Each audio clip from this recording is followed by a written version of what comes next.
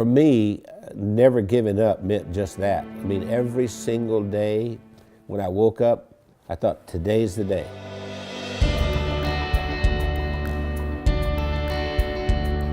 I was the second son in a sharecropper's family, and a sharecropper means that you don't own anything. I mean, you work for someone else who's the landowner.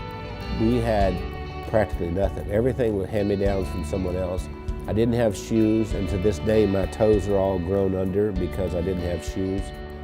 I remember I had this encounter with my mother, and I said, you know, tell me you love me, and she didn't do it. And so I went down and I sat on this creek bank, and I thought, you know what? I don't care if anybody loves me, I love me. I made a list of goals that I wanted to accomplish, and they were laughable because I didn't even have 2 nickels to rub together, but my first goal was I was going to be a millionaire by the time I was 35. Number 2, I was going to have food to eat because we were always hungry. I mean, my little brother and I used to make mud pies to stop the hunger pains, and I was going to travel all over the world. Those were my goals.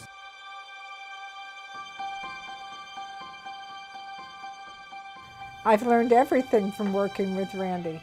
I didn't know anything about business. I started out, before I met Randy, I was a teacher, a mathematics teacher. Well, I think we have a very good balance. Randy's really good in sales and telling the story and explaining why people need to have whatever it is that he's selling. And then he comes to me and says, Wendy, can we make it do this? And I have to get it done. We started working together, and we were together all the time doing things, and that we just, you know, couldn't be without each other. Yeah, once she got exposed to me, it was downhill from there. I mean, she could not last a day without me. That's probably true. What did you do to her? That's what the COO does here. Does hair? She preps me. Spit on it, honey, like you used to do. I never spit. We retired a few times. Did he tell you that? We've tried retirement 3 times, but we never figured out exactly how to do it because we've worked all of our lives. We took a year and we traveled around the world. Then when the decision of the day became, where are we having breakfast? I thought, we're in trouble. If I were giving you advice and you were meeting Wendy for the first time, I would tell you, don't get your feelings hurt if she uses her phone while she's meeting with you. Hey, Kim. Hey, Chris. Okay. I'll see you in the morning. All right. Bye. Bye-bye. I kind of feel like a triage nurse at a hospital.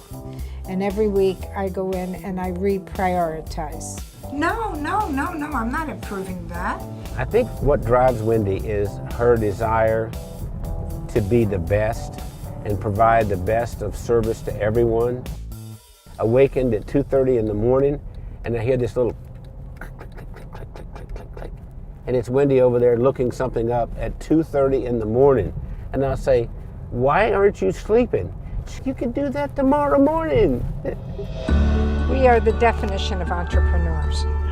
And we don't like doing one thing at a time. We have to do a lot of things at the same time.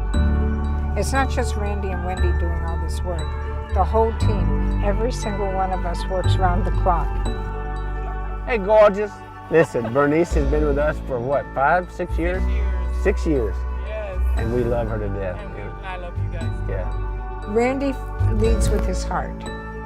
And he's the most incredible person I've ever met. He's gone through so much in his life. And I believe that Randy's, I'm going to make me cry here. Randy has made the difference in my life. What's important is, what do I contribute in this day to make the world a better place? I know that sounds corny, but that's really what it is. My daddy used to say, we leave here with empty pockets. The other thing my dad said is that when you leave, you'll be accountable for 2 things. 1, how did you treat Mother Earth? And 2, how did you treat the people on Earth? I feel that I have found joy and that I've given joy, and I think there's a lot more joy that we can give.